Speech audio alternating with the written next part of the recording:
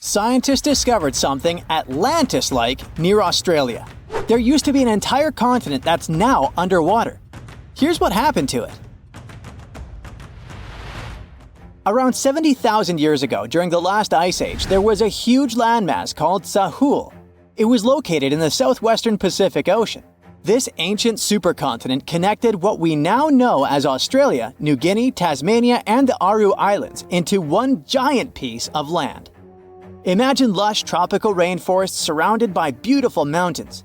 Sahul's tallest mountains were in the New Guinea highlands, with peaks reaching over 13,000 feet. This beautiful place was home to a variety of unique animals, most of which were pouched creatures. But back then, they weren't just koalas and kangaroos. Sahul was filled with different types of grazers, burrowers, scavengers, and predators. It was home to a huge diprotodon, a powerful hunter Thiosolio, and a horrifying megalania, a creature that's much larger than any living lizard today. It was a unique place because the rest of the world was filled with placental animals at the time, like wolves, elephants, and humans. In Sahul, the only normal mammals were bats and rodents. But not all its parts were the same. The Timor, Arafura, and Carpentaria regions were covered by hot savanna and dry forests. It looked kinda like modern Australia, hot air deserts with scrubland, steppe, and temperate forests along the eastern coast. Back then, people were migrating all across the world.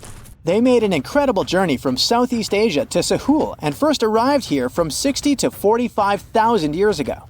They mostly traveled by foot and crossed the sea using bamboo rafts and simple boats.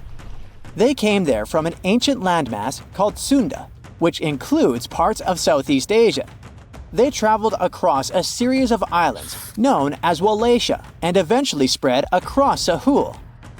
And it wasn't a small journey. Sahul was huge, around 4.1 million square miles. That's bigger than the USA or Canada.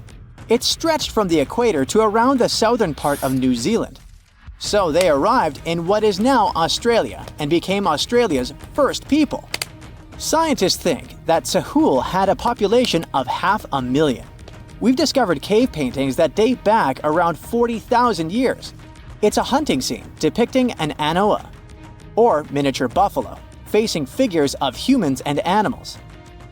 Researchers are trying to figure out how these early settlers moved across Sahul and where we might find archaeological evidence of their journey. To do this, they created a landscape evolution model. The simulation showed how Sahul changed between 75,000 and 35,000 years ago. It showed potential migration routes and archaeological sites. Humans likely traveled along coastlines and rivers. But how did Sahul get submerged off the coast of Australia, similar to the mythical Atlantis? During the last ice age, much of the Earth's water was locked up in large ice sheets and glaciers. The sea levels were much lower than they are today. After that, the global temperatures increased. The ice sheets melted and the sea levels rose, flooding the land bridges that once connected different parts of Sahul together. About 8,000 years ago, New Guinea separated from mainland Australia, and then, about 6,000 years ago, Tasmania did the same. We still can explore the underwater parts of Sahul thanks to new technology. Divers explore and collect samples directly from the ocean floor. Underwater drones can go to places that are too deep or dangerous for humans to explore. And with sonar mapping, scientists use sound waves to create maps of the ocean floor. It's like using an echo to see what's underwater. The sound waves bounce off the seabed and come back, helping us create a picture of what it looks like. Deep underwater, archaeologists have found stone tools and other artifacts. They also discovered fossils of animals like Diprotodon and Thylasolio. By studying the underwater terrain of Sahul, they learned about the ancient rivers, lakes, and coastlines that existed during the Ice Age. But Sahul isn't the only underwater continent. Sahul isn't the only hidden gem of Southeast Asia. Take Sundaland, a place made up of Sumatra, Java, Borneo, and some other islands. This place was crazy huge during the Ice Age, but now almost fully underwater. Almost, but not entirely. The parts above the ocean are teeming with life. If you like birds, check this place out. It has almost a fifth of the world's bird species. You can spot colorful birds like the Java hawk eagle and the Bali starling among the lush forests. It's also a home to a fourth of Earth's fish species. Sundaland's waters are a haven for marine life, even the most exotic animals like the Asian arowanas. It's also a treasure trove of flowers. That's where you can find Rafflesia and Titan arum, the world's largest flowers. This makes it very similar to Zealandia. Zealandia is a long, narrow piece of land about half the size of Australia. It broke from Antarctica about 100 million years ago. Just like Sundaland, it isn't fully underwater. 7% of it stayed above sea level. This sticking out little piece is what we now call New Zealand, along with Stewart Island and some smaller islands. These pieces of Zealandia are lush and warm. They're packed with volcanoes, mountain ranges, beautiful natural geysers, and hot springs. Local people, Maori, use these hot springs for cooking. People place corn, eggs, and vegetables in baskets and lower them directly in the hot springs. Sometimes they cook food in a pit oven using heated rocks. Another hidden world is known as Argoland. This mysterious landmass was once part of Australia, back when dinosaurs chilled around. It drove scientists crazy for decades. They knew it existed because it left a huge stretch on the ancient seafloor, the Argo Abyssal Plain. About 155 million years ago, it broke off from Australia, saying bye-bye. The continent drifted somewhere north, and when it reached Southeast Asia, it just vanished. Scientists had no idea where it went, but recently, they finally found its remains. Turns out, poor Argoland's lower parts started drowning into the Sunda Trench, a horrifyingly deep oceanic pit. The Earth's crust sunk into the mantle. Meanwhile, the upper parts of Argoland were pushed upward, grabbing the younger rocks on land. Because of this, Argoland broke apart into a bunch of smaller pieces. These pieces formed parts of Borneo, Java, Sulawesi, and other regions. The remains are buried under Indonesia and Myanmar. Imagine a colossal landmass the size of Greenland, Greater Adria. Its journey began about 240 million years ago when it broke away from the supercontinent Gondwana. It started moving north, and after 100 million years of enjoying the warm seas, it suddenly crashed into Europe and shattered into pieces. Most of these pieces went deep into the Earth's mantle, but some were scraped off and became part of mountain ranges like the Alps. Today, the remnants of Greater Adria are scattered across more than 30 countries, from Spain to Iran. That's why they're hard to look for. Seychelles was also once part of Gondwana. Yep, these idyllic islands are sitting atop of the ancient continent. We know a lot about it because of its fascinating granite outcrops. 100 years ago, Alfred Wegener discovered continental drift, but no one believed him. These granite outcrops helped him prove that he's not crazy and that tectonic plates really are moving. The Seychelles broke off from India and Madagascar and eventually became a sad loner in the Indian Ocean. This probably happened because of some insanely active volcanoes in the Deccan Traps.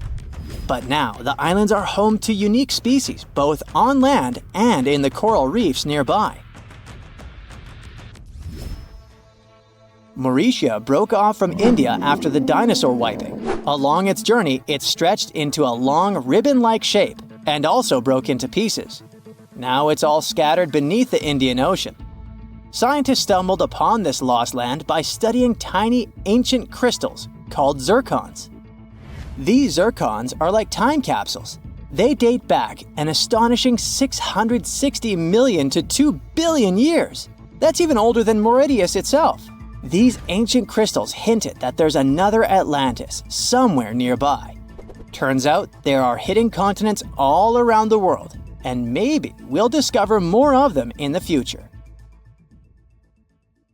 Well, you're on a ship when you notice some water foaming nearby. It looks as if a huge vessel has just sunk there. But you don't see any debris.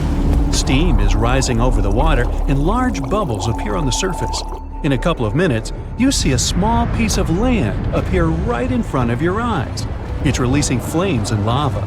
Millions of gallons of water evaporate in the mouth of the volcano. Frightened, you get away from this place. For the next 3 years, the small island covered with volcanoes will be slowly emerging from the water. Every day, it'll erupt and fill the sky with black ash. When the ash settles, it'll get mixed with the water and form the shore. This eruption lasted 3 years, and finally, by 1967, the island of Surtsey on the southern coast of Iceland was fully formed. Surtsey is one of the few islands that have emerged from the depth to the surface of the sea. But it's almost impossible to get here. The island has a unique ecological system, and scientists want to find out how it's going to develop without human influence. Only a few people from all over the world have permission to walk around the island. This next place looks unwelcome from afar. We're now in Australia, in the Tasman Sea. Here, a huge ridge resembling a sharp fin of a giant shark sticks out of the water. The height of this mountain is 1,800 feet, which is almost twice the height of the Eiffel Tower. This place is called Ball's Pyramid. It's located in the center of an uninhabited volcanic island. It's difficult to get here because of the inaccessible rocky landscape of the place. The island was first discovered in 1788. At that time, I wasn't around then. It was considered barren and devoid of life. But more than 200 years later, in 2001, a group of scientists arrived at the island, and they found some incredible creatures there. They accidentally discovered the rarest insect in the world. It happened when the researchers reached the island, climbed to the height of more than 100 feet, and spotted a bush. Under it, they saw a colony of bugs known as land lobsters, or walking sausages. These creatures belong to the family of stick insects. Each of them is about 6 inches in length. This is the length of a spicy bratwurst. Add a little mustard and relish? Yum! Oops, back to bugs. That day, people found 27 insects, but since then, their population has begun to increase. These creatures were believed to have become extinct in the early 20th century. But to the contrary, they somehow managed to get to the Ball's Pyramid and survive. Our next stop is Brazil, almost 93 miles from the center of Sao Paulo. That's where you can find an island that's almost impossible to get to. But if you succeed, you're unlikely to leave it. It's called Snake Island. There's no other place on the planet with such a high concentration of snakes. According to researchers, there are about 5 snakes for 10 square feet of land there. They are the only owners of the island, since no other animals can survive among them. Snakes there are one of the most venomous species in the world, the golden lanceheads. These snakes are about 1.5 feet in length. Their venom is very powerful and fast-acting. If you let this reptile bite a raw piece of meat, the place around the bite will start to melt. Wow, count me out. Now imagine you're on this island and the snakes don't bite you. The most interesting thing that you can find there is an old lighthouse. It's hidden in the dense foliage of trees. People lived on the island a long time ago. Rumor has it that the last keepers were in the lighthouse when snakes broke in. No one has lived there ever since. How these unique snakes appeared on the island is still a mystery. The most popular legend claims that a pirate came there a long time ago. He hid a treasure somewhere on the island. Then he left the snakes in the spot where the chest was hidden. The pirate hoped the reptiles would scare people away from his gold coins and jewelry. Since then, a few snakes have managed to increase their population thousands of times, and some of them, reportedly, are wearing jewelry. Nah, not really. If you ever wanted to get to the island for some reason, the patrol services would stop you. Only a few people in special protective suits can get there to conduct scientific research. The next island is located 17 miles south of the center of Mexico City. You can easily get here. There are no poisonous animals, nobody guards the place, and the island's landscape allows you to moor a boat. But most likely, you'll want to leave this place as soon as you walk there for a while, especially if you arrive at night. Dolls are hooked on trees all over the island. These toys have different clothes, different sizes, and different faces. You can find dozens of dolls on almost every tree. In the middle of the 20th century, one of the residents of Mexico City moved to this island and began to fill it with toys. He picked the dolls up from landfills and canals all over the island. It took him several decades to decorate each tree. In the beginning, it looked strange and interesting. Thousands of tourists came here to see the island. Then, the dolls began to age and rot. Rains and hot sun deformed their faces. Covered with moss, they started to take terrible shapes. But the worst thing is that some people believe these dolls come to life at night. Imagine wandering alone on this island under the light of the moon and suddenly noticing a hanging doll without one eye. Ew! It's turning its head in your direction. A second later, you're already jumping into the boat and sailing away as fast as possible. One of the most unsafe and inaccessible places on Earth is located in the waters of the Bay of Bengal. This is North Sentinel Island. It's a small piece of land that looks like a tropical paradise. But you won't get here for two reasons. Since 1956, any trips to this island have been prohibited by law. There are always several ships going around and patrolling the area. The second reason is located on the island itself. Imagine you've managed to get past the patrol boats. You're sailing on a small boat to the shore. Crystal clear water surrounds you. You can even notice passing fish and beautiful coral reefs. Ahead, you see the golden coast and bright green trees, and among them, you notice small dots. You get closer, and an arrow whizzes by a few inches away from your face. The next arrow is stuck in the wooden hull of the boat. The dots you noticed before are people, the local Sentinelles tribe. They're standing with bows, releasing arrows, and throwing spears at you. They are screaming something and waving their hands. You understand they are not happy to see you and will do everything to prevent you from reaching the shore. The Sentinelles have long been isolated from the whole world and are now defending their island in such an assertive way. They don't seem to be afraid of anything. Once, a helicopter flew to the island, and the locals still threw their spears and shot arrows at it. It's forbidden to approach the place, not only because it's unsafe for tourists, but also to protect the local tribe from the dangers of civilizations. People from the continent can easily bring some disease to the island and infect its inhabitants. The locals don't have immunity, even from the flu or a simple cold, never mind smartphones. In addition, the island is surrounded by a coral reef, and this makes it very difficult for large ships to reach the shore. Despite all the prohibitions and the danger, many people have tried to get to the island. In 1880, an officer got to the shore and discovered that the soil there was ideal for growing coconut palms. The man also found several villages on the island, but didn't dare to meet with the locals. Eventually, he left this place, alive. Since then, many more attempts have been made to get to the island. Many times, researchers and travelers gave the islanders gifts, like fish or coconuts. The locals accepted these presents, asked for more, but still didn't allow foreigners to approach their homes. It's also difficult to make friends with the local tribe because they communicate in one of the most complex languages in the world. Scientists and linguists have been studying it for decades, and at the end of the 20th century, some researchers managed to make friends with the Sentinelles. In 1991, the islanders were invited to board a large ship. A team of anthropologists gave them bags with coconuts. Only several members of the tribe accepted the gifts. For centuries, the Sentinelles have been living on their own, far from civilization. And almost nobody wants to change this situation. What, and pass up the internet, fried food, and Facebook? You're kidding. Imagine you're a movie director looking for beautiful landscapes to shoot a movie. You walk along the picturesque Paraná River and find a perfectly round island in its delta. It's slightly larger than a soccer field. You come back a few days later and see that the island has changed its position. It's moved a little to the side and spun around its axis. This is what happened to Argentinian director Sergio Newspiller in 2016. He discovered an island that constantly moves around its axis. He called it the Eye. If you look at it from a bird's eye view, you'll see that it's similar to a slowly moving eye.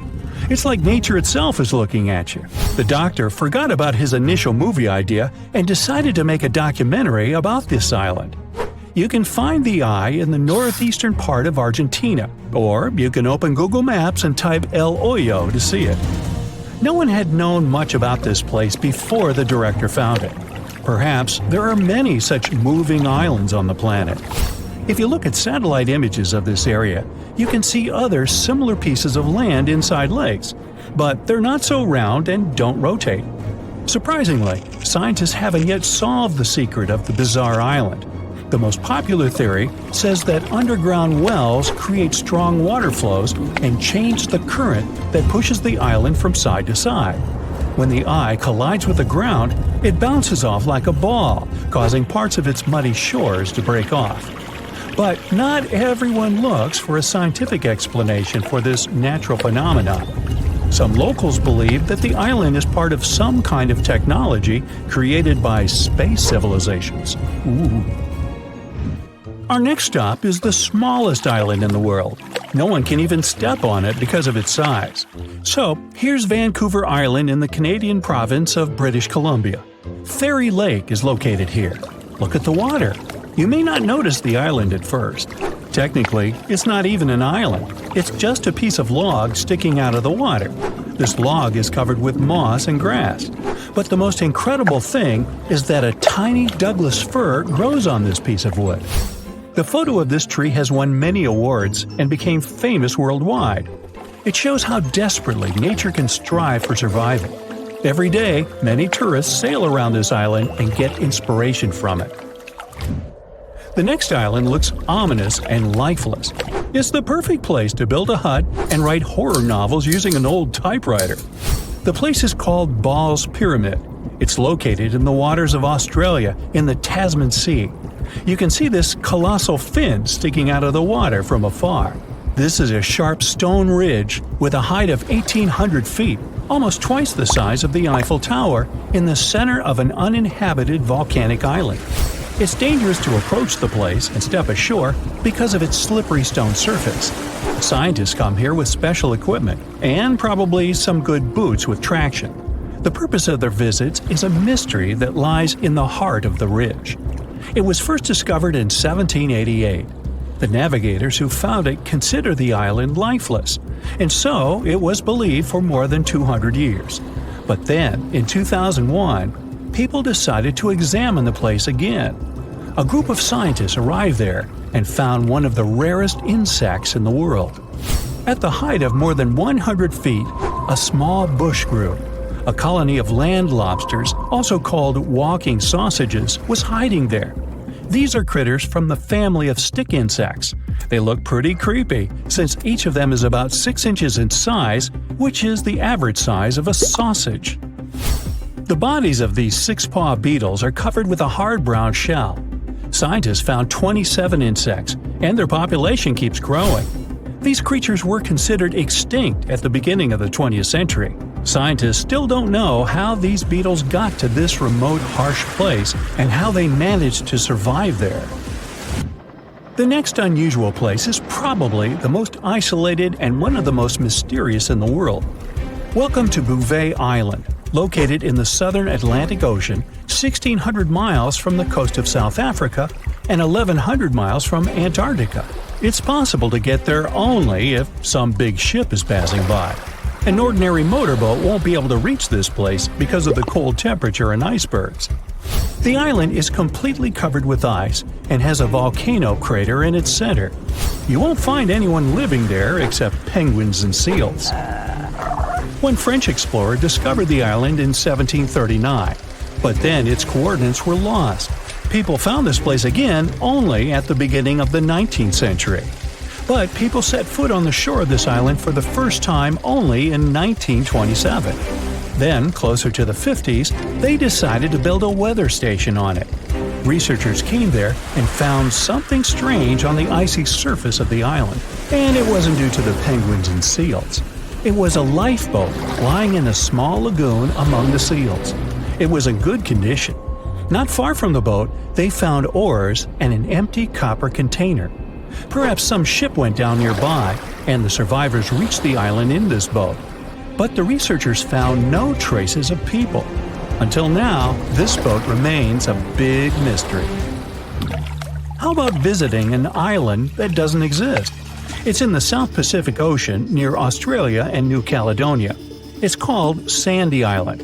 It was first discovered in 1876. Researchers began putting it on maps at the beginning of the 20th century.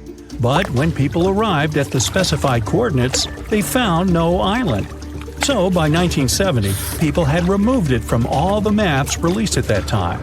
Then, in 2012, Sandy Island appeared again, this time on Google Maps. The researchers came there, but still found nothing. Maybe it had gone underwater. With the help of echolocation devices, they explored the seabed but didn't notice any signs of an island. They found out that it appeared on the maps because of human error when printed cards were being transferred to digital ones. The mistake was quickly corrected, but a trace of it remained. If you enter these coordinates into Google Maps, you'll see a mysterious black spot in the middle of the ocean. And that's precisely where I am narrating this story. Nah. How did people discover it in 1876? Most likely it was an underwater volcano that woke up and spewed some magma out. In the cold water, it solidified and turned into pumice. So people on that ship must have noticed huge floating pieces of volcanic rock and mistook them for an island. Our next island could be a new continent, but turned into nothing. At the beginning of the 20th century, famous marine explorer Robert Peary, the first in history to reach the North Pole, went on an expedition to the northernmost Canadian island, Ellesmere. He was on the shore, looking through his binoculars at the ocean. In the distance, amid the white snow, he noticed the white peaks of a giant island stretching across the horizon. The traveler didn't have enough food and fuel to get there and check out this land. He wrote the coordinates in his diary and went back to the mainland. Together with other researchers, they concluded that he had found not just an island, but a new continent. A few years later, Robert Peary organized a new expedition to that place. But this time, he couldn't find the mysterious icy land. The ship stayed in cold waters for several days, drifting from side to side. The crew was running out of food and fuel. They were about to go back, but then they noticed those snowy peaks again. The joy of discovery was quickly replaced by disappointment. Those peaks were just fog. Under the influence of cold air and the sun's rays, the fog looked like an island at a certain angle. When the ship approached it, the island dissolved like a mirage. Oh well. Sandy Island is a creepy landmass that appeared on world maps for nearly 200 years before vanishing into thin air. Located in the South Pacific between Australia and New Caledonia, this phantom island was first documented by explorers in the 18th century and continued to pop up on maps and even scientific surveys. But when a research ship sailed through its supposed coordinates in 2012, they found nothing but open water. They even measured the ocean depth at this spot, and it was always more than 4,000 feet deep, so there was no chance of a big piece of land could be hiding under the water. To make things even weirder, when you look up its exact coordinates on Google Earth, you'll still see a faint outline of what looks like a long, thin island, but with no landmass in sight. Theories about its disappearance talk about possible cartography errors, but the mystery of how a whole island fooled the world for centuries is still unsolved. Now, speaking of mysterious islands, let's dive into the enigma of Aashima Island. Located off the coast of Nagasaki, Japan, this small island was once a bustling coal mining facility, thriving with workers and families. But as the demand for coal declined, the island was abandoned in the 1970s, leaving behind a haunting ghost town. Today, Aashima stands eerily silent, with crumbling concrete buildings and overgrown vegetation. And if you are brave enough, you can do a virtual tour using Google Earth. But there are other places where digital maps won't let you see much, like the Ward Islands in Australia. If you search for its coordinates, you'll notice a bunch of blackout spots near the coast. This has led to all sorts of wild speculation online, sparking curiosity about what might be hidden beneath the surface. I mean, is it just a glitch, or could there really be some unusual wildlife down there? Well, we still don't have concrete answers for these obscured areas, but it is worth mentioning that this region is part of a wilderness protection area. This place is an important zone for the Australian sea lion and the New Zealand fur seal, for example. So, these blackout spots could be just part of a plan to keep everything private and protected out there. From creepy islands to abandoned places, if you ever find yourself driving through Rio de Janeiro, you might catch a glimpse of something unsettling: a group of creepy Santas, faded candy canes, and rusty slides surrounded by palm trees and dense greenery. This is Parque Aba Noel, an eerie, abandoned Christmas-themed amusement park in Brazil. The park's creator had big dreams, thinking it would become a massive, eclectic attraction with different themed areas. We're talking about a space the size of 460 football fields.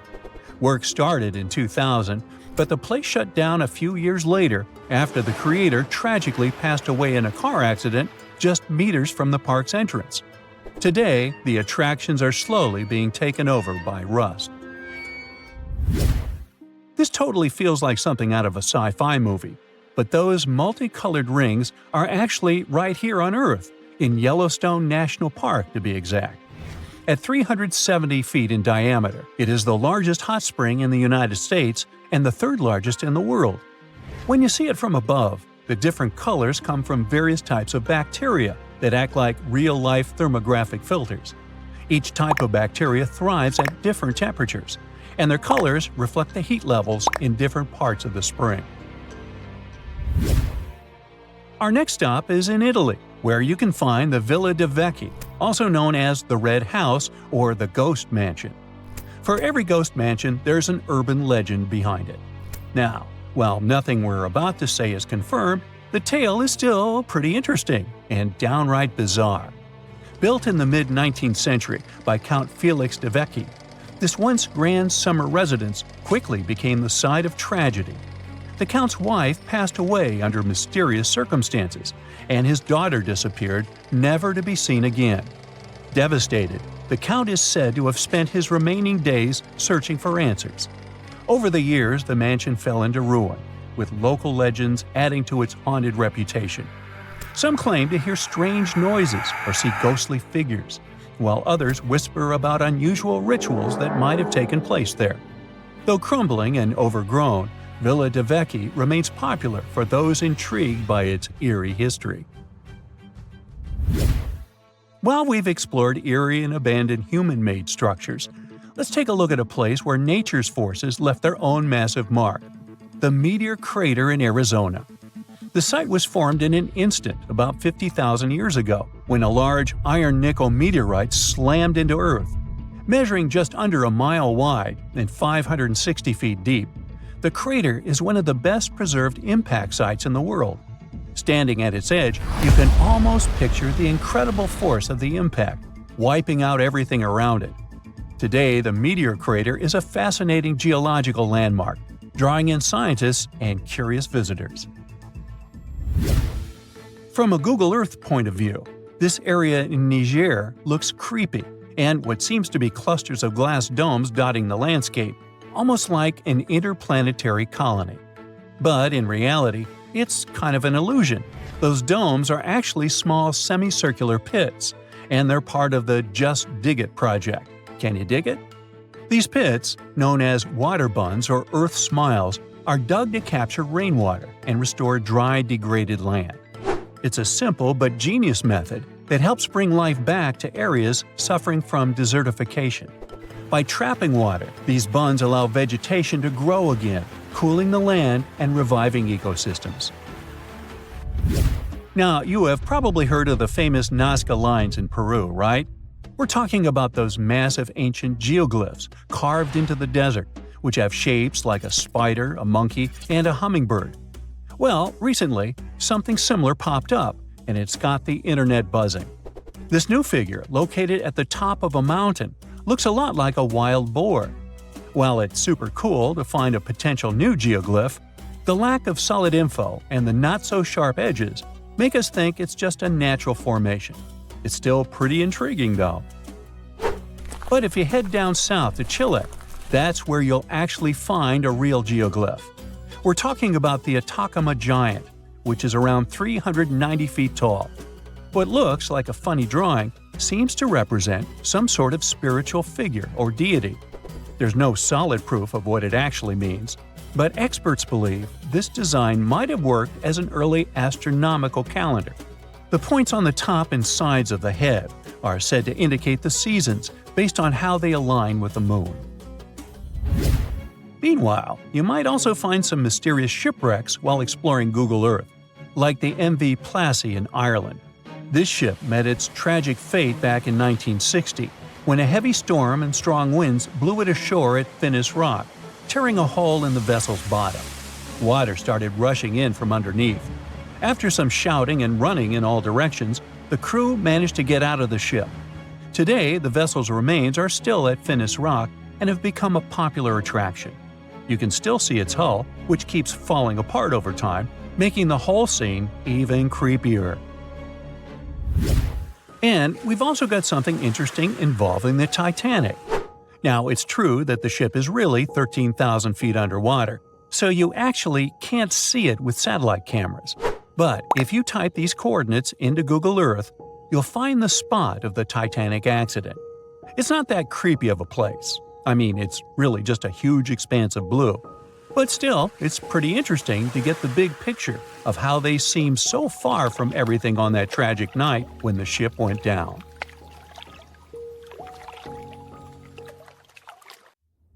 The Azores are 9 islands in the Atlantic Ocean, sitting about a third of the way from Europe to North America. A history textbook will tell you that the Portuguese explorers discovered this beautiful archipelago in the 15th century. Until then, they were uninhabited. The islands still belong to Portugal, so there seems to be no controversy or mystery here, except for the fact that some researchers think the Azores were home to an ancient civilization from thousands of years ago. Others support the idea that the famous Atlantis itself was here.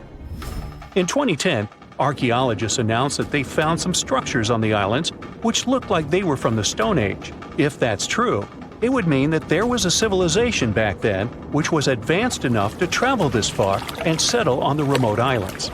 A special scientific commission studied the matter and concluded that those structures were natural rock formations or had a more modern origin.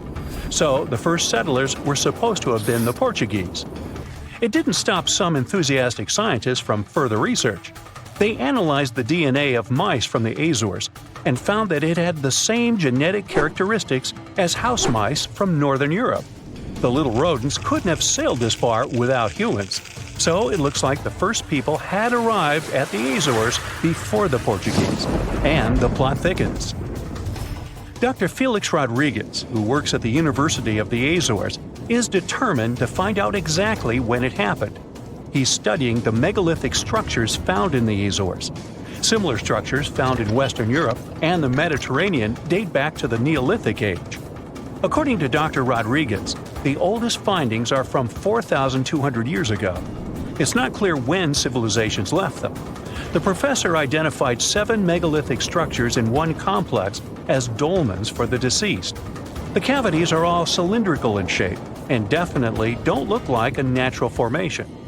The material from the cavities turned out to be at least 2,500 years old. There are also some pieces of ceramics that seem to be even older. It looks like the rocks in the area had been lifted. You can see it by the small waves left by lava. It's thick and sticky, so it can't leave vertical marks. Someone must have moved the rock from its horizontal position. Another interesting finding is some stone anchors with holes found by the sea. Similar ones were used in the Mediterranean and on the Atlantic coast of Europe, dating back to 1000 and 2000 BCE. The 15th century Portuguese were advanced sailors and never used stone anchors, only metal ones. The scientists also managed to find a structure built right in the volcanic tuff. It looks somewhat similar to the ones built in the Mediterranean that are at least 2,000 years old. These structures are called columbariums and were used to store the ashes of the deceased. They also found something resembling an oven next to it, so they could be a part of one complex. There's also a basin in the middle, and it's not the only one on the island. It looks like they had a special meaning to their builders. There are channels around the construction. They connect the 4 basins and the sun lights each of them at different times of the year. It was all carefully planned, as they were lit the brightest during winter and summer solstices and autumn and spring equinoxes. The water passed through all the basins and went directly into the sea. It could have been a purifying ritual. Now, some people are skeptical about the findings and believe they're all parts of a fortress from the 16th century. Professor Rodriguez is determined to prove it's all much older. There must have been some ancient civilization here that could have left because of the volcanoes that go crazy every 50 years. Antonieta Costa, a postdoctoral student at the University of Porto in Portugal, is also sure that the first people came to the Azores in prehistoric times. She has studied standing stones with small openings, explained as cuts for quarrying the stones. Costa believes they are part of a calendar system. She noticed that none of the slits in the rocks were aligned with the cardinal east direction. The slits closest to it are smaller than the ones facing other directions, so it can't be just a coincidence. It also looks like the slits are aligned with the solstices, and that's what makes Costa think it could be a calendar. She also thinks the inscriptions left on slabs of bedrock on the islands are much like those maps that were left on the rocks during the Stone Age in mainland Europe. Another interesting theory about the Azores is that it could have been the location of the famous Atlantis, which was lost under the sea. Since the Azores archipelago is in the middle of an ocean, it could technically be a perfect place for that. A 20th century scholar quoted Plato to prove this theory was right. The Greek philosopher suggested that Atlantis was in between the continents. The coins and sculptures supposedly found in the Azores when the Portuguese just arrived also point that there was someone else present there. And way more recently, in 2013, a sailor found a huge structure looking like a pyramid off the Azores coast. It was most likely a large submarine volcano, but it's much cooler to think it was some big deal in Atlantis, right? Peru has its own mystery. Amid the desert, you can find some eerie marks called the Nasca lines. They're known as geoglyphs and were created more than 2,000 years ago by the people of the Nasca culture. Thanks to a dry climate and strong winds in the desert, most of the Nasca lines have reached our day. To create them, Nasca people removed the top layer of the pebbles and revealed the soil beneath the ground. The color of the soil changes from reddish-brown to yellowish-gray, so the lines always look different. Most of the geoglyphs depict plants and animals. You can clearly see a monkey, a whale, a condor, a hummingbird, a spider, various flowers, trees, and other plants. There are also some geometric shapes, such as triangles, trapezoids, and spirals. Since they were discovered in the 1920s, scientists have offered different explanations for the lines. Some say that in Nasca culture, people ascribe special significance to these motifs, so they probably created these shapes for deities in the sky to see. Others believe they were a sort of astronomical calendar, and animal sketches were modeled after groups of stars. This theory was proved wrong, so the purpose of the lines remains a mystery. Another place that leaves many questions is Nimrut Mountain in Turkey. This mountain has a complex of monuments with temples and tombs. It was built by the Kingdom of Commagene, which ruled here around the 1st century BCE. There are statues of King Antiochus, 2 lions, 2 eagles, Zeus, Hercules, and Apollo. Archaeologists found the ruins of this complex at the end of the 19th century. They thought it had been built by the Assyrians. Then, some of the most famous scientists of the time came here and found an inscription in Greek. It had details about the sculptures and the names of important members of the Commagene royal family. It looked like it had been put there for future visitors. The scientists established that the statues used to be full-size figures. Changes in temperature, strong winds, snow, and the bright sun didn't leave them a chance to last in all their original glory. Plus, the complex is in an earthquake zone, so all you can see now is mostly the heads of the statues. They look incredibly complex and large for their time. The biggest question is, how did the people who lived thousands of years ago manage to create such huge sculptures on top of the mountain? It's obvious that they worked on shaping the limestone blocks up there and not on the ground. So, stay tuned. We'll keep an eye on this. Even in 2023, you can still find places where modern humans have never been. Imagine living on one of such isolated islands. You wouldn't know about modern civilization or have seen a person from the outside world. One such island is located in the Bay of Bengal in India. It's called North Sentinel Island, and getting there is strictly forbidden by law since the mid-20th century. Even if you try to reach there, the Indian Coast Guard won't allow it. But that's not the only hurdle you'll face.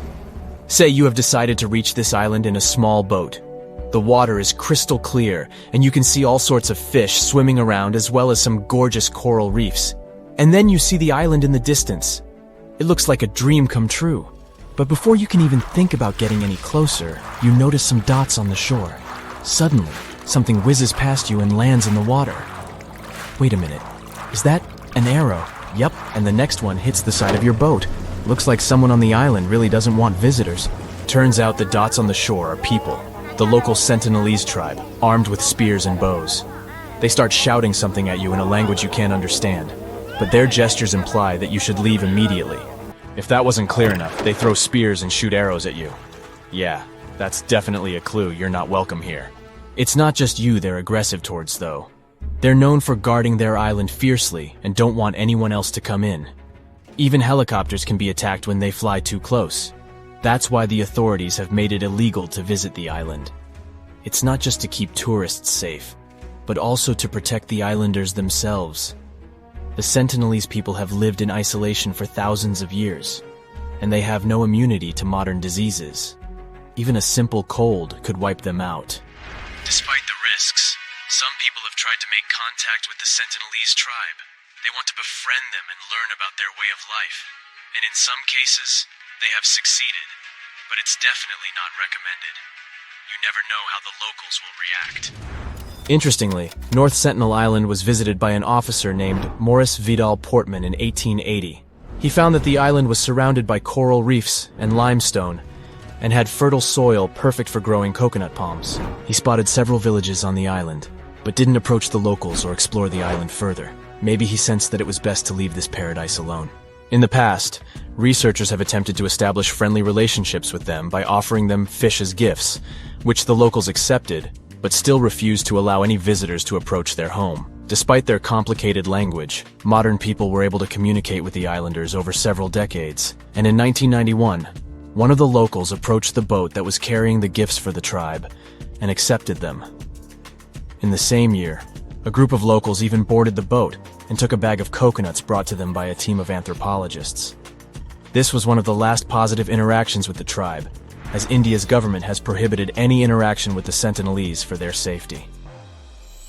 There is another beautiful island located 25 miles off the coast of Brazil, which has a lighthouse that serves as evidence of modern humans' presence. However, there are no people on the island, and the Coast Guard occasionally check the lighthouse to ensure that no strangers have visited the place. People are not allowed to visit this island for their own good since it can be dangerous. So, what's wrong with Snake Island? The name will give you a hint. It's got like 4,000 snakes all over the place. Basically, one every 10 square feet. They slither on the ground and hang from the trees. And these are not just any snakes, but some of the most venomous in the world. They're called golden lanceheads, and they only live on this island. The snakes are so savage that they specialize on hunting birds that come here to rest during their long flights. The island used to be connected to Brazil, but it got separated by the sea about 10,000 years ago, and since then these snakes have ruled the roost. They're the kings of the island, and they have no predators to fear, but they don't have a lot of food options either, so they evolved to have super venomous bites to take down their prey easily. Anyway, enough about snakes. Let me tell you about another creepy island in Mexico. It is located in one of the canals in the area called Xochimilco, just 11 miles away from Mexico City. It's not forbidden to visit or anything, but it's pretty scary anyway. So have you heard of the Island of the Dolls? It's a creepy place filled with dolls hanging from trees and buildings. A guy in the 50s moved here alone from Mexico City and started hanging them up, and continued to do so for decades, making the place look like a haunted doll graveyard. But wait, it gets even creepier. The dolls have deteriorated over time, covered in moss and turned green. Some say they come to life at night. If that doesn't give you the heebie-jeebies, I don't know what will. Now let me tell you about Bouvet Island, one of the most mysterious places on Earth. It's located in the South Atlantic Ocean, 1,600 miles away from South Africa and 1,100 miles from Antarctica. It's super difficult to reach, and normally you can only do so from large ships passing by. The island is almost entirely covered by a glacier, and at its center, there is a volcanic crater. The only inhabitants of this place are penguins and seals. It's a perfect location for someone who wants to be alone, away from civilization. It was discovered in 1739 by a French explorer, but they didn't write down the location, so for almost 70 years nobody knew where it was. In the early 19th century, it was rediscovered, but it wasn't until 1927 that someone actually set foot on its shores. Fast forward to the mid-20th century, and some people decide to build a weather station there. When they arrived, they found something super weird, an empty lifeboat just chilling in a lagoon with a bunch of seals. It was in good shape, and there were oars and a buoyancy tank nearby. There weren't any markings or signs of who it belonged to, but it seemed like whoever had been on it had escaped from a wrecked ship. Strange thing though, there were no footprints or signs of people on the island, so where did the sailors go? Nobody knows. Let's finish with a completely safe and cute island in the Bahamas called Pig Beach. It's not the official name of the place, but everyone calls it this way because the island is home to lots of pigs. They spend their days swimming, sunbathing on the beach, exploring the jungle, and begging tourists for food. What's really cool is that you can stay at a hotel on a nearby island and take a boat to visit the pigs. They're super friendly and love attention, especially when there's food involved. And thanks to the kindness of tourists and locals, these cute little pink and brown piglets are able to survive on the island. No one knows for sure how the pigs ended up on the island. According to legend, they survived a shipwreck and swam to safety on Pig Beach. There are also a few cats and goats on the island, which adds to the animal farm vibes it's giving out. So if you're looking for a unique and adorable experience, Pig Beach is definitely worth a visit. Just remember to bring some snacks for the piggies. There's a tiny island surrounded by the stunning clear Red Sea and a bustling underwater world. Zabargad, also known as St. John's Island, has no trees and consists mostly of peridotite, which is rich in peridot. And before you Google it, peridotite is a gemstone that has the nickname the Evening Emerald because of its sparkling green hue. Some historians believe Cleopatra herself loved peridots, and that lady could afford any jewels in the world. Geologists believe peridot forms as a result of the spreading of the seafloor. When the Earth's crust decides to part ways, rocks from deep down get pushed up to the surface. That's exactly how our treasure island formed. The African and the Asiatic continental plates bumped into each other, and rocks in the lower crust went above sea level. Peridot also comes from meteorites that have crashed into Earth, but that's really rare. Its color ranges from a brown-green color to yellowish-green to pure green. Yellowish-green is the most common shade you'll see in jewelry. This color is possible thanks to a good amount of iron in the stone. The deposits of this beauty are spread all across the world, from Vietnam to Arizona and Hawaii, Tanzania, South Africa, Sri Lanka, and Norway. And then, of course, there's zabargad. So, this place is geologically unique as it's an island built of uplifted mantle, and it's also the oldest and longest known source of peridots in the world. The first people came here for the gemstones many centuries ago.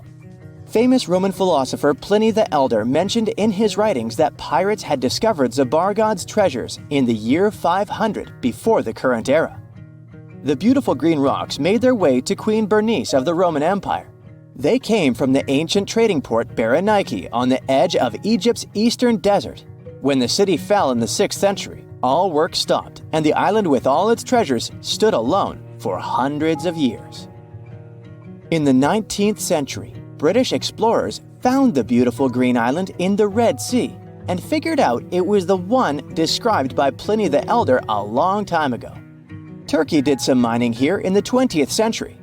Over just 4 years, they managed to collect over $2 million in peridots. They sent the gemstones to France for cutting. The work conditions on the island were nothing like a tropical fairy tale you could imagine. There was no drinking water for workers, so they had to install a gas-powered water condenser. Now, this territory belongs to the Elba National Park System. Most people come here to see the underwater beauties of the reefs, but if you look above the water, you can still see some beautiful sparkling peridot. If Christmas Island in Australia is on your travel list, plan the trip wisely. If you end up there in October or November when the wet season begins, you won't be able to enjoy a walk around. Red crabs cover the whole island like a blanket.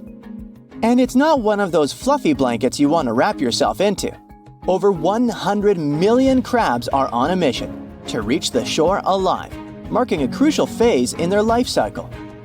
For the majority of the year, these red crabs reside in burrows and rock crevices. They have fruits, berries, fallen leaves, and various organic matter to keep them going. But when the dry season is over and the moon is in a specific phase, they know it's time to go. When they reach the coast of the Indian Ocean after several days of migration, they create deep burrows where females will eventually hatch their eggs. Once the burrows are ready, the male crabs return to the rainforests and the females stay at the beach for at least 12 days to keep the family going.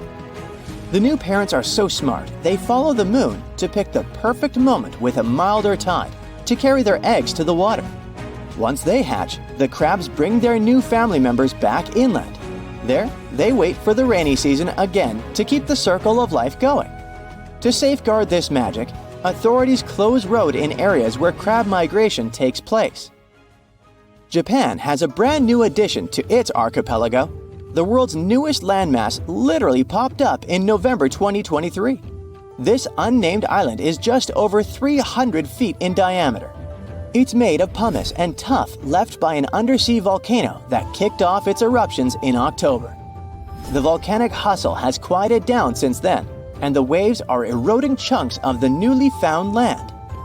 Without lava flows to create a sturdy protective crust over the soft volcanic debris, the future of this freshly formed island is unstable. Similar islands had popped up before but were short-lived and vanished once volcanic activity ceased. An island born in 2021 the same way is still visible today though, so the newborn island might have some life prospects. If not, we're likely to see more territories like this. Japan is super rich in active volcanoes on land, with over 100 in its collection.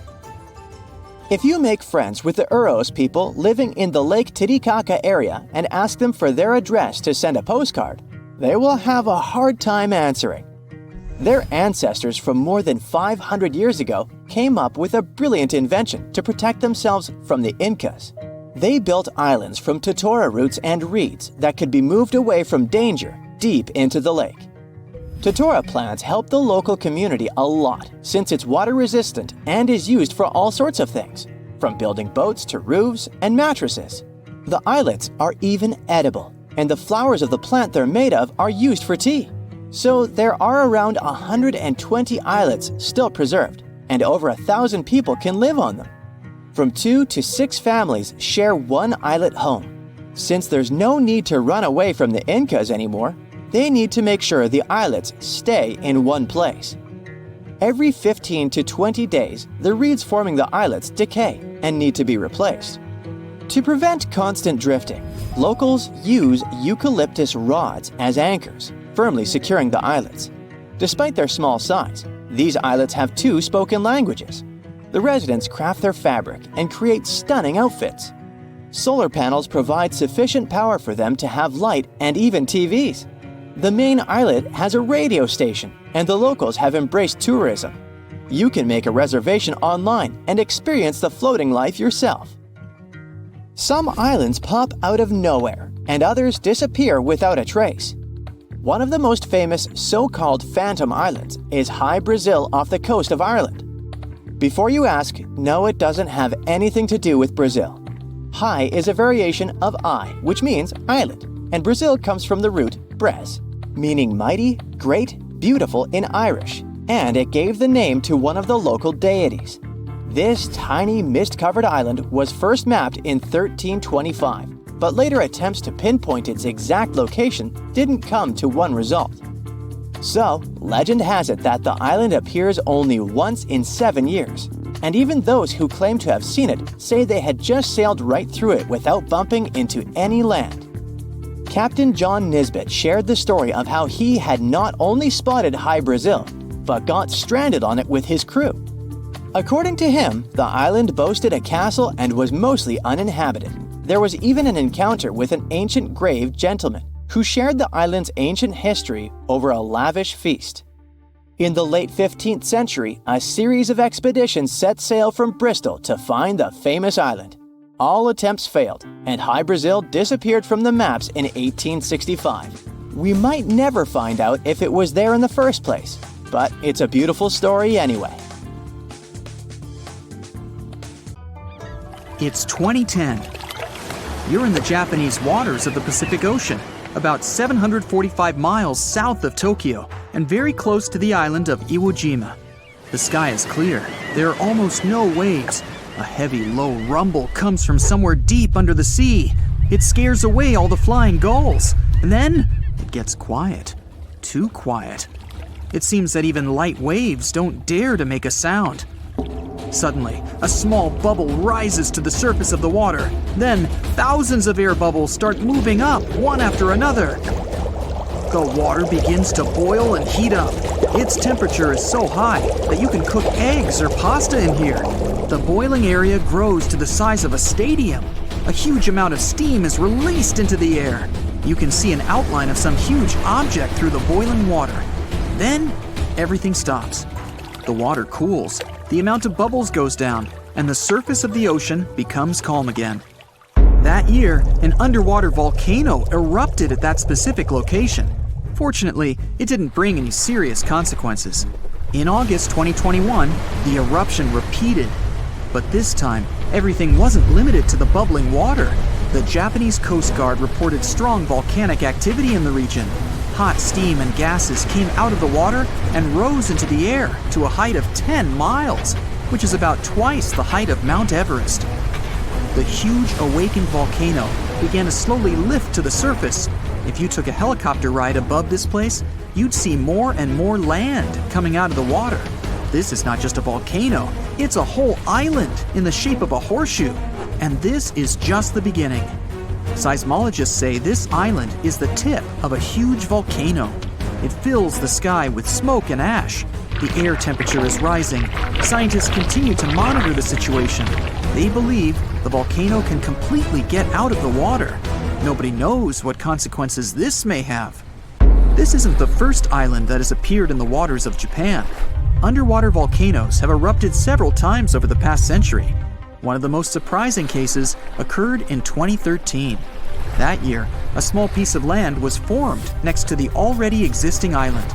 The underwater volcano that emerged from the water began to grow slowly. At some moment, it connected to the island. After 2 years, the area of this island increased by 12 times compared to the original size. Smoke is always pouring out of this place, and its surface is filled with red-hot lava flows. The volcano is unstable and isn't going to calm down. Such phenomena occur not only off the coast of Japan. In the 1960s, a volcano awoke on the southern coast of Iceland. For 3 whole years, it was coming to the surface and had formed an island by 1967. They called it Surtsey. Unlike the Japanese islands, this is where the volcanic eruptions ended. Now the island is one of the most inaccessible places on the planet. Only a few scientists in the world have permission to walk around this place. They want to learn how the plant and animal life of the island are formed without human intervention. This is a unique event, and here's why. Underwater volcanoes differ in their behavior from land volcanoes. They don't explode and don't release lava flows upwards. A huge amount of water above them creates high pressure. As soon as the magma gets out, the water immediately lowers it to the seafloor. Underwater eruptions don't normally cause any changes on the ocean surface. So, millions of gallons of lava sink to the bottom, cool down, and solidify around the volcano. This lava forms a thick layer of Earth's rock. To make an island appear on the surface, an underwater volcano needs a lot of magma. The next eruption creates another thick layer. Millions of years pass, and passive lava flows form mountains. Constant eruptions increase the height of the seabed. Layer by layer, the cooled lava rises higher and higher, and then, one day, it appears on the surface in the form of an island. Often, underwater volcanoes don't reach the surface and fall asleep forever. Such volcanoes are called seamounts. The tectonic activity also affects the formation of islands. The volcano has a source of magma that comes from the mantle of the planet. The tectonic plate is moving, and a volcano is placed on it, so the plate can lead the volcano away from the source of magma. When a volcano rises, it can simply move aside and no longer erupt. From the outside, the volcanic islands look like an apocalypse, lava spraying in different directions, smog and ash filling the sky. But in fact, volcanoes are not about destruction, but the creation of new life. Lava is any hot metal, but the natural lava flowing out of volcanoes is called magma. When it appears on the surface of the ground, various gases and acids instantly evaporate from it, and magma becomes lava. But underground, it's magma. These molten metals contain trace elements of almost all chemical substances that exist in nature. They enrich the land they're flowing in. Ash is also filled with many different elements. The lava hardens, the ash settles, and this creates favorable conditions for the appearance of a rich ecosystem. It can take millions of years to develop, though. The simplest bacteria appear. They feed on chemical elements coming from the volcano. When you have favorable conditions for bacteria, you get favorable conditions for bigger life forms. Birds flying by also help to develop the new ecosystem. They build nests on the island, bring tree seeds and plant spores from the continents and other islands. All this enriches life on the volcano. Volcanoes are isolated places, so unique species of animals, insects, and bacteria can appear only there and can't be found anywhere else on the planet. However, if the volcano wakes up, it can also destroy the ecosystem. The entire island can be covered with ash and simply lose all vegetation. But then, on the scorched ground, life can appear again. Hundreds of islands around the world appeared because of the eruptions of underwater volcanoes. Hawaii, Indonesia, and Iceland have them on their territory. Imagine that people settled on a similar volcanic island and built a city there. And one day, the volcano woke up. It once happened 200 miles south of Tokyo. People built a beautiful town right in the center of an active volcano on the island of Aashima. In May 1785, the catastrophe began. That day was sunny, and no one could imagine what tragedy was approaching them. At some point, thousands of birds took to the air and flew away from the island. Then, the ground began to shake. A heavy, low sound came out of the town depths. Streams of smoke were coming out of the crater of a green volcano. The volcano was throwing dirt, large stones, and various debris into the sky. The disaster lasted for several weeks. Since then, more than 200 years have passed, and the volcano has never woken up again. The town was rebuilt after the disaster. Now, this place is so great, people don't want to leave, despite the risk of a new eruption. More and more residents are coming to the island. There are many thermal springs, and the waters around the island are rich in fish. But the volcano may wake up at any moment. Fortunately, meteorological and seismological services monitor the situation. A lake can also form inside the volcano, but you shouldn't swim in it. In Indonesia, on the island of Java, there's a volcano with a crater inside. It's filled with turquoise water. The magma inside the volcano consists of many molten metals and chemical compounds, and the lake gets these substances. The volcano emits sulfur dioxide gases that combine with the metallic lake. This gives the water its strong acidity and turquoise color. The steam coming from the lake is acid. When it combines with air, it ignites. This is visible at night. Sulfur accumulations flare up and illuminate everything around. Question for you. Does the island of High Brazil sound familiar? You've surely never seen it on a vacation brochure. Not because it's exclusive or hard to reach, but because it's like the ultimate mashup of myth and reality.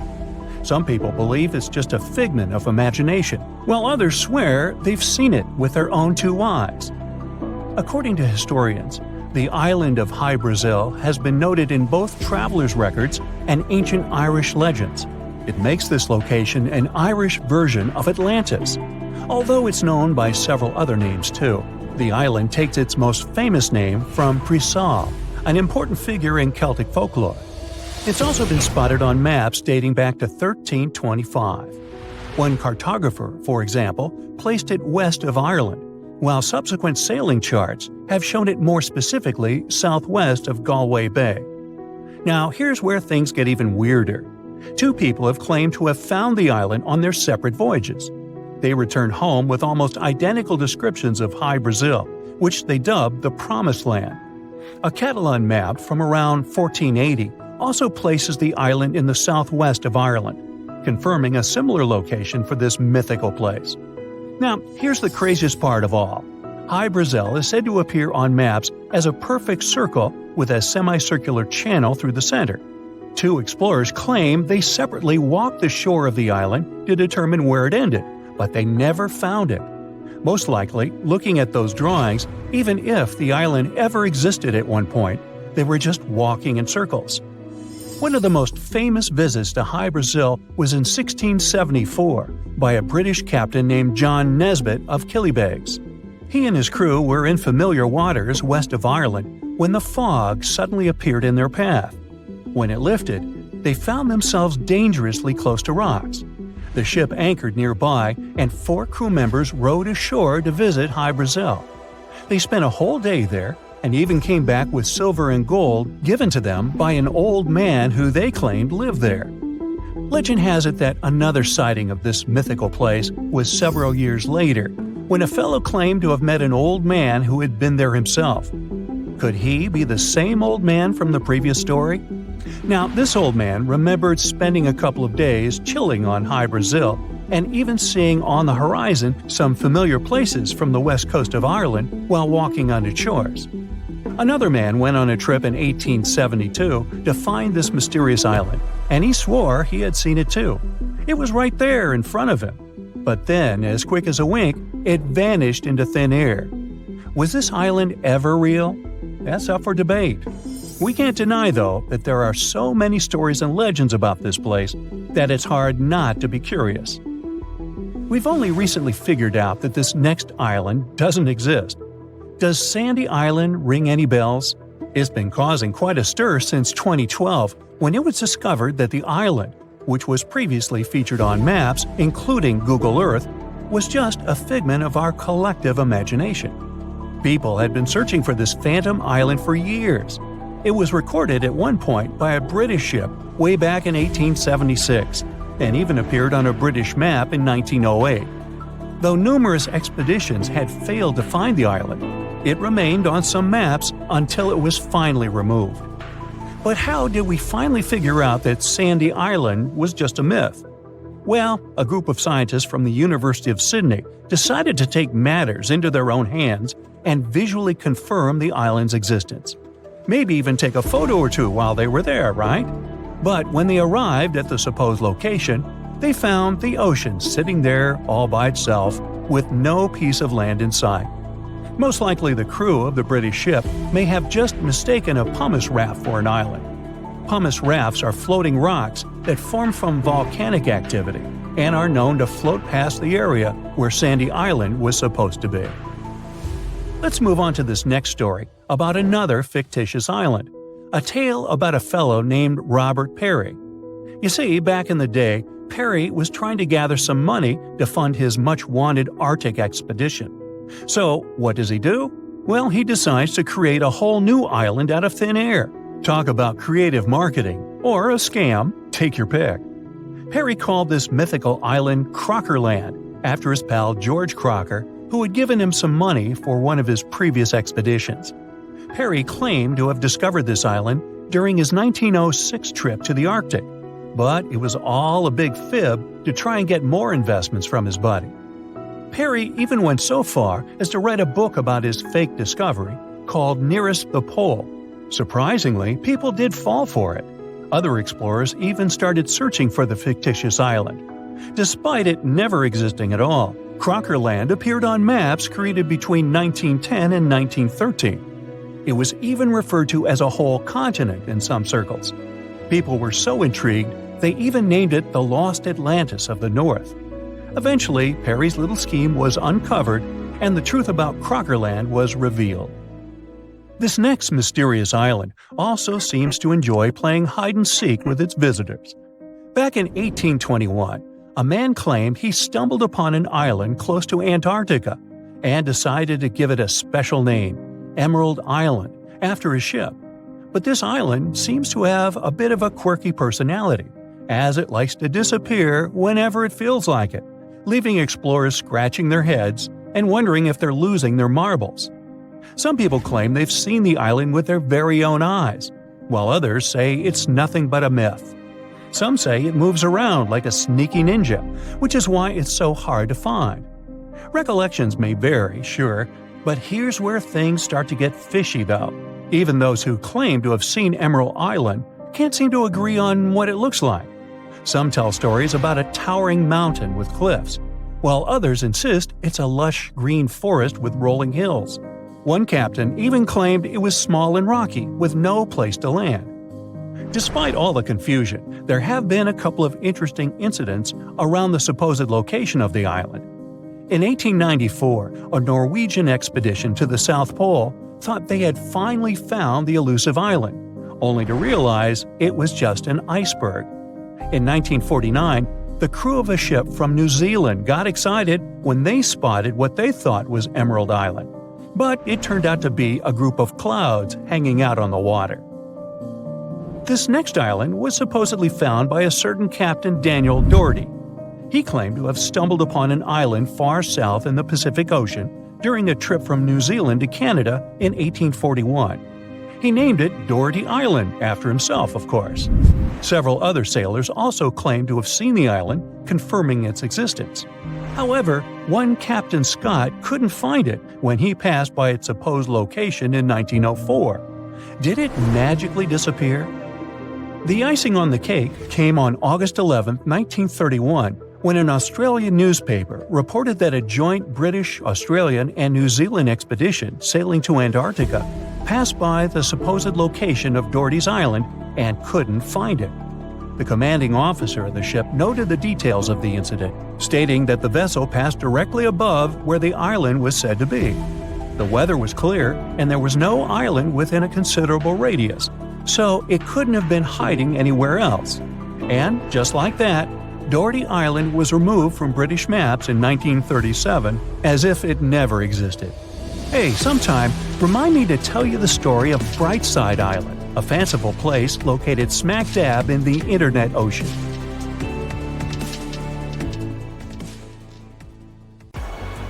You're on a ship when you notice some water foaming nearby. It looks as if a huge vessel just sunk there, but you don't see any debris. Steam is rising over the water, and large bubbles appear on the surface. In a couple of minutes, you see a small piece of land appear right in front of your eyes. It's releasing flames and lava. Millions of gallons of water evaporate in the mouth of the volcano. Frightened, you get away from this place. For the next 3 years, the small island covered with volcanoes will slowly be emerging from the water. Every day, it'll erupt and fill the sky with black ash. When the ash settles, it'll get mixed with the water and form the shore. This eruption lasted 3 years, and finally, by 1967, the island of Surtsey on the southern coast of Iceland was fully formed. Surtsey is one of the few islands that have emerged from the depths to the surface of the sea. But it's almost impossible to get here. The island has a unique ecological system, and scientists want to find out how it's going to develop without human influence. Only a few people from all over the world have permission to walk around on the island. For many decades, people's minds have been occupied with the mystery of Easter Island, a remote piece of volcanic soil far away in the Pacific Ocean. But our planet hosts thousands of such lonely islands. What is so peculiar about this one? The mystery is concealed not in the island itself, but giant stone statues covering it. Who created the world-famous huge stone heads? Did they serve any specific purpose? Rapa Nui, which is the name given to Easter Island by its first inhabitants, is the territory of Chile and is situated in the southern Pacific Ocean. and it is so far away that you can easily consider it one of the most distant places on the world map. The only transport that can take you there is a plane. If you want to get to this destination point, you will need to spend 5 hours on board, flying from Santiago to Easter Island. The statues carry the name Moai.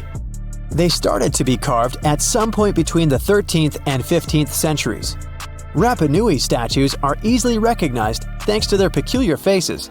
They have long noses, wide chins, rectangular ears, heavy brows, and deeply set eyes. It is quite curious that the nostrils curl in the way fish hooks do. Firstly, people thought that the statues were made up only by their heads.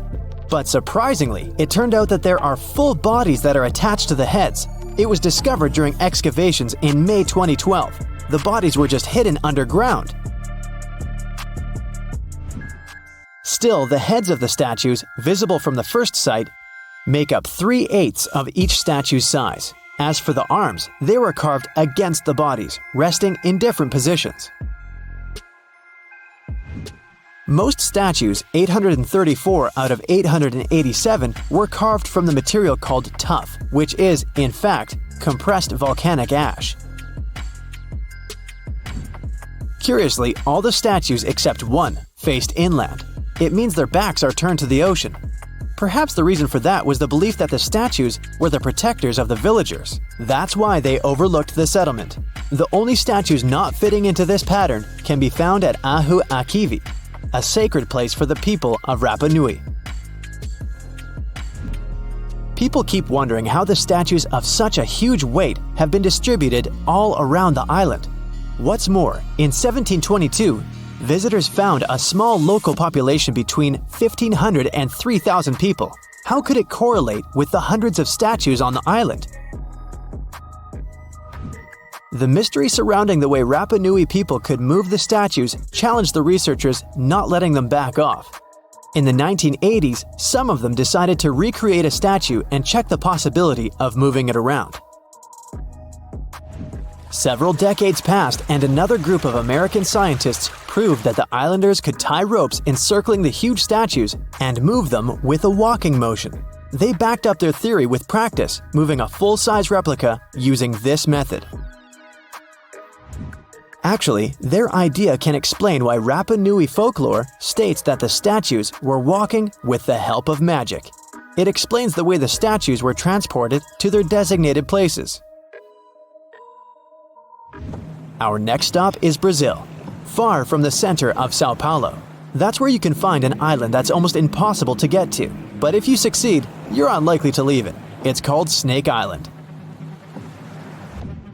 There's no other place on the planet with such a high concentration of snakes. They are the only owners of the island, since no other animals can survive among them. The golden lancehead. They are one of the most venomous species in the world. Their venom is very powerful and fast-acting. If you let this reptile bite a raw piece of meat, the place around the bite will start to melt. Count me out. Imagine you're on this island and the snakes don't bite you.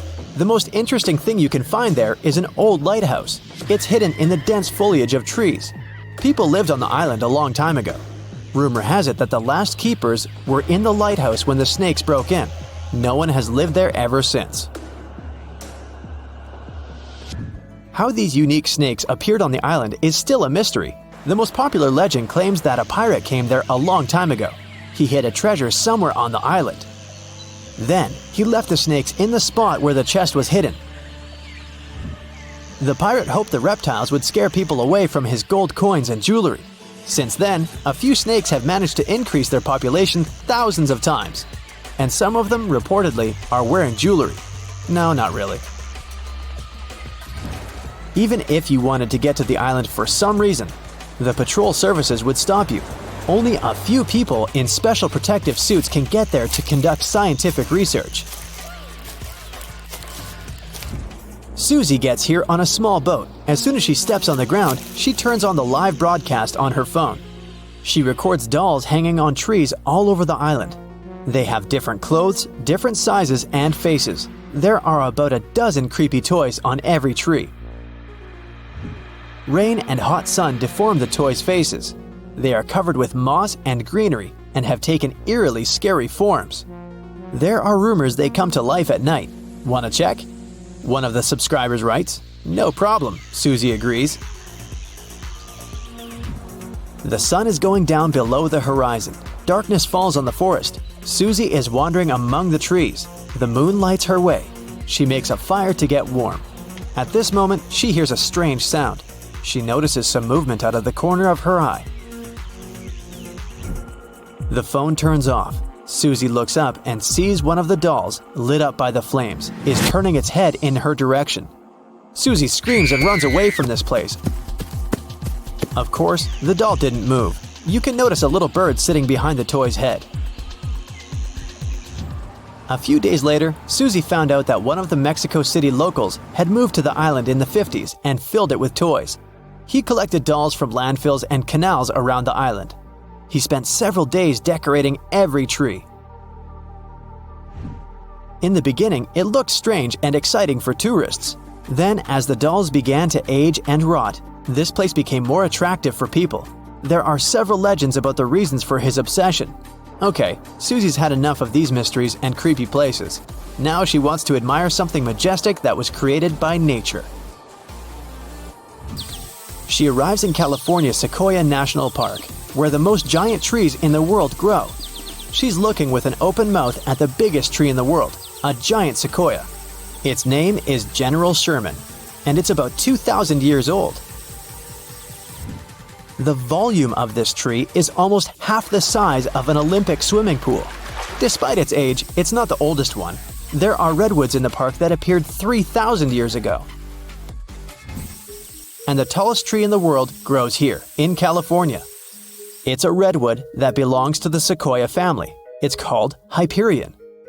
This is 1/3 of the Eiffel Tower's height. Just imagine what kind of view you can see from the tree's top. Now Susie is on the island of Madagascar. She's going to see unique baobab trees. They look like something has ripped them out of the ground, turned them upside down, and shoved them back in.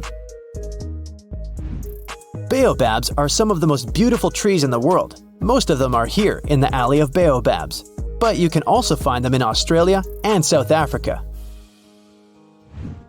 Their tree trunks resemble sponges. They expand and absorb moisture during the rainy season. Elephants like to drink it. They tear off and chew the trunk's parts to quench their thirst. At night, flowers bloom on the baobabs. They smell like sour milk and attract bats. But the most interesting thing is that the baobab doesn't dry out and doesn't fall like other trees after the end of its life. It crumbles, settles, and leaves a pile of pieces on the ground. The Amazon River, the boat, and dense jungle on both sides. All is silent. Only the engine is revving, and you look around nervously under the earnest gaze of the Peruvian guide. Suddenly, the man smiles and points ahead. This is it. You've finally arrived at Iquitos. The city is hidden deep within the Amazon rainforest. On one side, Iquitos is surrounded by water, and on the other lies thick, impenetrable rainforest as far as the eye can see, making this city extremely difficult to reach. First, you had to fly to Peru's capital, Lima, a vibrant coastal city. From there, you traveled by bus through Peru's vast jagged mountains before being plunged into the heart of the Amazon rainforest. 3 days into this bus journey, you reached a small town where the road suddenly stopped. At over 140 square miles, Iquitos is the largest continental city in the world that cannot be reached by road. You're still over 200 miles away from Iquitos, so from here you take a boat ride along the hot, humid Amazon River before finally reaching the remote city 5 days after you left Lima. When you arrive in the city, you notice many of the houses are built on tall stilts. This is because, in the springtime, the river surrounding Iquitos swells up, submerging parts of the city in water. For this, Iquitos has been nicknamed the Venice of the Amazon. The stilted houses are tall enough to avoid the murky waters of the Amazon River. You hear loud buzzing coming from all around the city. It sounds like a gang of bikers have arrived. In reality, these are motocarrios. There are very few cars in Iquitos. Instead, they have motorcycles with small passenger cabins attached to them. There are around 45,000 of these things whizzing around Iquitos, making the city very noisy. Your trip to the most isolated places has just begun. So, you head to Norway and arrive in the capital city Oslo. Immediately, you hop on another plane. After a 3-hour flight, you land at the world's northernmost public airport, Longyearbyen. You step off the plane to see a small and colorful town enclosed by snow-topped mountains. There's no settlement further to the north than this. Longyearbyen translates to the Long Year Town, named after its American founder, coal miner John Longyear. You take a walk along the coast of the small town. The water is a beautiful crystal blue. You decide to dip your toe in to test it out. Ow! Bad idea. The average temperature of the water here is 32 degrees, making it ice cold. In the distance, you can make out a fuzzy white creature. It's a polar bear. In fact, it's a group of them. In Longyearbyen, polar bears famously outnumber humans. Around 3,000 of these animals populate the area compared to the human population of 2,300. Finally, the sun sets. You grab a blanket and sit back to take in the stunning view of the northern lights. Now, imagine you're walking in the scorching heat across Egypt's Great Sand Sea. You've been walking for miles, hours, days even, dreaming of water, greenery, and a place to rest, when suddenly you come across a small settlement with olive groves, palm trees, and even freshwater springs. This isn't a heat-induced mirage. It's the Siwa Oasis, an Egyptian city of 23,000 people and a miracle of nature. You travel here by flying to Egypt's capital, Cairo, and then embarking on a lengthy and desolate bus ride across the desert. When you finally spot some greenery amongst the sand, you have reached the Siwa Oasis. After refreshing yourself in the cool waters of the springs, you explore the city further and come across ancient ruins. This city has existed since 10,000 BCE, and many historical remnants can still be found there today.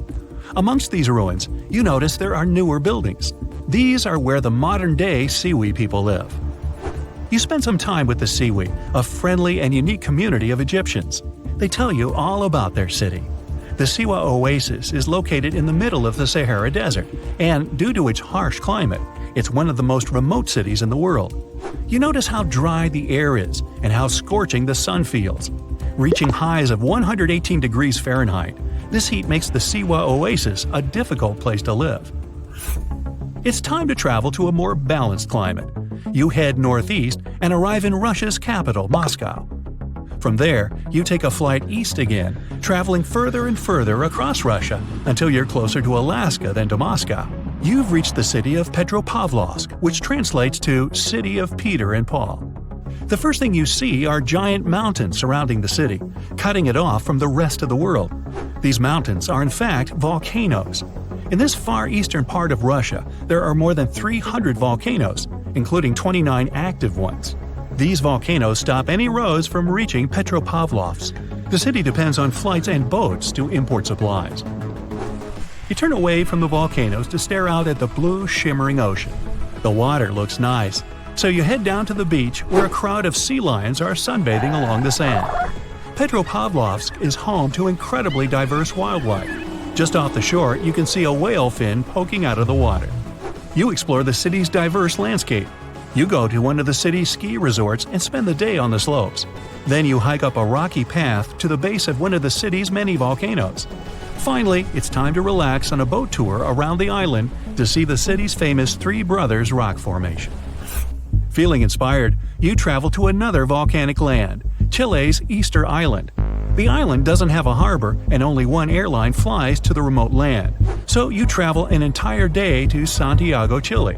Then you climb aboard a small plane to fly to Easter Island. You walk among the high cliffs of the barren island and come across its famous monuments. These are giant, mysterious statues of human heads. They're called moai and were carved by the local people around 800 years ago. You inspect the earth beneath your feet. It looks and feels very dry. Easter Island consists of 3 ancient volcanoes. The volcanic soil makes it very difficult to grow crops or vegetation. Some of the city's trees were cleared hundreds of years ago to make way for the stone monuments, giving the island the empty look it has today. You embark on a boat ride 1,100 miles west from Easter Island. You reach a small green land floating in the Pacific Ocean. This is Pitcairn Island. You might recall that this place played a major role in the mutiny on the Bounty. You come down from the boat and begin your journey to reach Adamstown, the center of the island where its 43 inhabitants live. To reach Adamstown, you hike the Hill of Difficulty, a steep and rocky 200-foot climb to the top of the island. Now that you've finally made it here, you can explore the diverse and unique nature of the land. Pitcairn Island is home to the largest marine reserve in the world. You take a snorkeling trip and swim alongside all kinds of exotic fish. You explore vibrant coral reefs and even catch sight of a rare humpback whale. Dreaming of the great days of the old Wild West, you decide to travel to Supai, Arizona. To get to this Native American settlement and fragment of the past, you drive along America's famous Route 66. You stop, seemingly in the middle of nowhere with only desert land as far as the eye can see. Then you follow an 8-mile walking trail to reach Supai. You hike down into the Grand Canyon, almost 3,000 feet deep. You come across a stunning waterfall spilling over the cliffs of the canyon. This is Havasu Falls, a popular tourist spot famous for its vivid blue-green water. After a further mile's hike, you finally reach Supai. Over 200 members of the Havasupai Indian tribe reside in the small town. It's often referred to as the most remote town in the United States. To your left, you see several mules making their way across town with packages on their backs. Because no roads lead to this small settlement, mail is delivered by a mule train. Without it, it would take the average mail carrier a 16-hour hike to complete this route. You walk around the area and come across many more towering blue waterfalls. The untouched nature and great views of the Grand Canyon make the long hike worthwhile. After a beautiful sunset, nighttime falls, and there are no lights for miles. The land is lit up by the countless stars shining overhead. Do you know how many continents there are on Earth? That's an easy one, 7. But wait a second. Aren't Europe and Asia one large continent, Eurasia? It looks so when you look at the world map. Well, scientists think differently. They don't just look at bodies of land sticking out of the sea. Geoscientists study the types of rock that continents are made from. When you see the world from their perspective, the number of continents actually increases. Yes, they are not a myth. Lost continents exist, or at least they used to. They are hiding under other land masses. Peekaboo! Researchers have recently discovered one continent just like that. It's called Greater Adria. Sound familiar? Yes, it has something to do with the Adriatic Sea. This lost continent is completely buried under Europe. It collided with Europe and started to sink under it a long time ago. Today, it lies beneath Italy, Greece, and the Baltics. Its size and even shape match that of Greenland, the world's largest island. But how did geoscientists find Greater Adria? It's no longer visible, but it left some clues. Parts of it were embedded in the Alps. Other chunks were incorporated into present-day Italy and Croatia, on the other side of the Adriatic Sea. Limestone rocks from the former continent started to change once they were under the European landmass. Tremendous heat and pressure spread over tens of millions of years changed their structure.